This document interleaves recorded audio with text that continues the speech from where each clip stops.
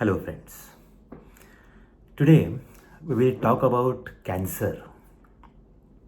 Being 4th of February today, it's a Cancer Day, and it's apt to talk about this particular dreaded disease. Even the name sends ripples of fear through us, isn't it? Well, many of the cancer patients ask us, why me?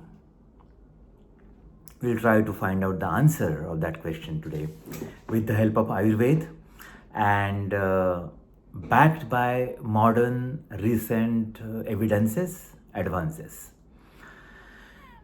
Well, as the modern evidences suggest, most of the cancers are treatable nowadays except pancreatic cancer, and that's a very good hope for the cancer patients. But why does the cancer occur? Now we know what cancer is. Cancer is an unchecked growth of the cells. So kind of cell changes its character, it grows, it multiplies without any stopping, and sometimes it leaves its own place and goes to other place and invades the other organ also. And that's what cancer is. What is the reason? Well, the major reason is us, of course, our diet, our lifestyle, our environment, how polluted we are by thoughts also. But also, what kind of diet provokes or makes you susceptible to cancer? In one word, if you're going to talk about it, it's the irritants. The food particles, the food articles, or the other factors which will act as irritants to the system. For example, too much of pungent food, smoking, alcohol, various salts. All these are irritants to the system, sauce, ketchup, etc., etc. So, a lot of coloring agents, anything which irritates the system would be a major cause of cancer. So, irritation to the system is one cause, but also the other cause is improper removal of the waste products. During our day-to-day respiration, day-to-day digestion, day-to-day metabolism, a lot of waste products are created in each and every cell. They are supposed to carry it out of the body, but they are not.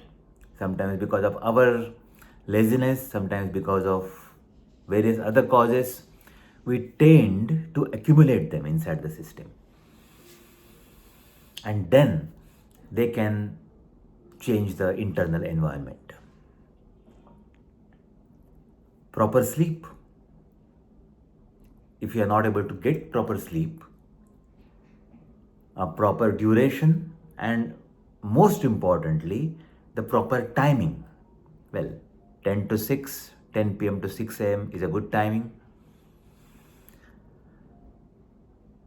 This timing has to be matched with our circadian rhythm, the rhythm of the nature. We are a part of the nature, can't forget that. So if that is not done properly, then our healing is less, and as a result, we are prone. Exercise. Again, exercise is a kind of helping the body to get rid of the waste materials and get rid of good nutrients in the system. So irritation to the body is definitely a cause for cancer. Same way, irritation to the mind stress, more importantly, worries about our finances, worries about our family, friends, future, past. So, all these worries, overthinking is also, and maybe associated depression is also a major cause of provocation of cancer cells. Now remember, there are various types of cancers. For example, there are certain cancers which are hereditary. They run in from your ancestors, they come to you. There are certain cancers which are because of the environment, and there are certain cancers which is a combination of these two factors. So when we are worried, then the cancer cells which are present in our body, everybody has cancer cells, but they are multiplied, they are provoked. From a dormant stage, they are manifested. And one of the major cause of manifestation is worry. So try to find out time to stress free your life for yourself, for enjoyment of your life and its various aspects. So one of the factors to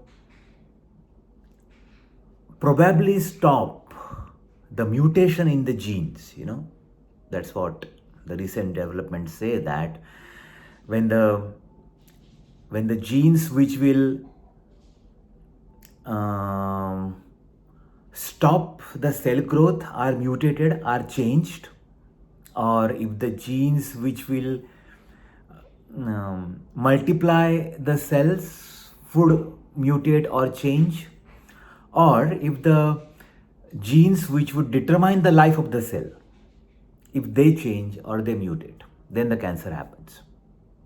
Naturally, we have a cell in our body which has a particular amount of life, particular part of actions, particular time of multiplication. If that is changed, then the cell's growth is unstopped, unchecked. That is what we call cancer. So, to get rid of these mutations, probably the best treatment available is Panchakarma. Now, Panchakarma is again a kind of a detoxification, kind of cleansing of the body, which reduces the irritants in the system. When we say Panchakarma, you should be beware of multiple so-called Panchakarma centers which have mushroomed because Panchakarma is the buzzword. It's a marketing strategy rather than a treatment option. Well, that's a very unfortunate event.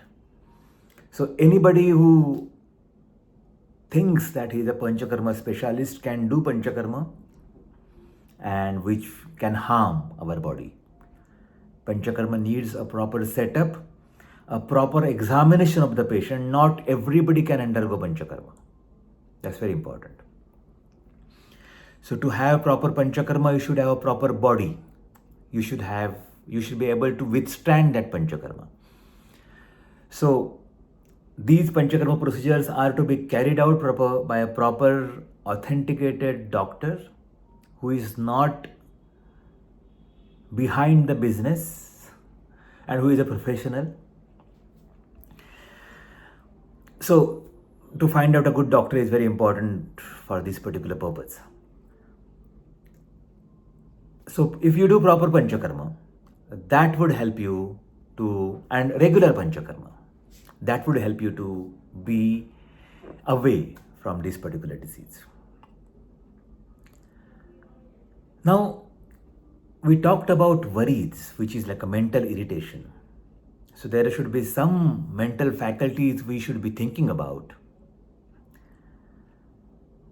And yes, there are certain consistent behaviors which help us to prevent this disease. One of them is generosity, sharing, helping each other. Our body is a colony of various cells. Trillions, around 20, 30 trillion cells are present in our body. And also 30, 40 bacteria, various kinds of bacteria are present in our body. 30, 40 trillion. So there is a symbiosis between all the systems in our body, like respiratory, digestive, endocrine, and also there is a hand-in-hand coordination with microbiomes, the gut bacteria, Agni, Koshtha, as they call it in Ayurveda. So, to have this helping cooperative nature in between the cells is a very important factor to maintain the health. The cells are happy when you share. That's the nature of the cells. Proven. It's proven by the science. The cells are happy when you give something. The cells are happy when you share something, when you help somebody. So that is one important mental faculty which you can observe regularly to help somebody. Number 2, avoid lies. Lying takes a lot of energy from the brain, from your system, which could have been focused to remove waste materials from your body, is now used to process the lying. So truth always helps. Be true to yourself, to your family, to your society. It is becoming a little philosophical, but it's truth. You cannot separate anatomy, physiology, and philosophy. Those who have separated it are still struggling with finding out the disease and finding out the cure. So, helping nature, along with that, a forgiving nature.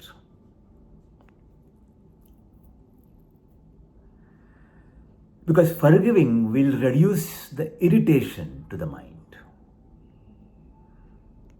isn't it? Forget and forgive. A forgiving nature would help you a long way.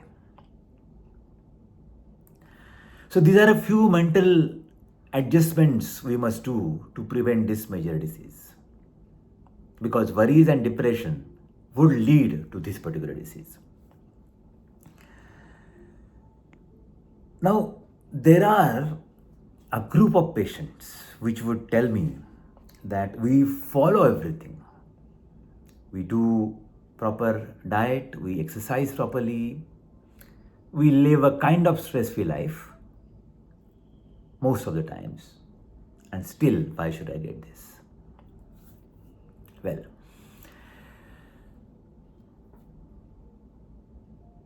the unknown reasons, we call it as karma. In Ayurveda, it is called as karma. There are major 2 factors in deciding life or death, health or illness. One is your purushakara, that is your parakram, that is what you do, your ahar, vihar, your diet, your lifestyle, your sleep. And second is daiva, that is what you have done in your past lives or in this life, but in old age, in past tense, what you have done. This also will definitely determine, that's what the probable cause. But Ayurveda says that yes, that is one of the major causes, that whether a person would get a cancer or not, his own deeds. So maybe a future research would tell us more about it, why this genetic mutation happens and why the normal cells start behaving like cancer cells, or the cancer cells are not destroyed in the body and they grow uncheckedly.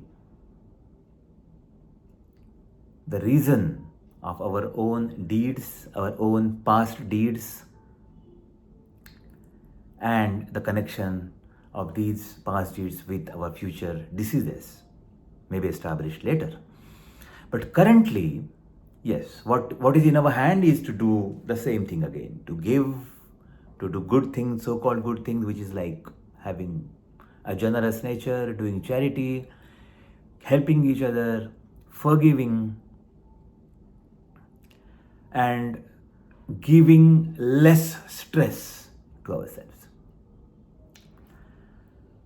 Panchakarma also helps into that. Panchakarma does not work only on the physical uh, structure, but it also changes your mental abilities, your thinking, your concentrations. And that's how I think, in total, if you have to summarize whole of these 15 minutes, what I would say that, well, cancer is definitely a rare disease, but still there is a lot of hope because of newer developments of the medicines and targeted therapies. Wonderful. But to prevent the cancer is very important, which can be done by regular panchakarma, by regular non-irritant diet, non-irritant inhalations, forgiving nature, non-irritant mental state, and of course doing good deeds. I think that's enough for today. Thank you.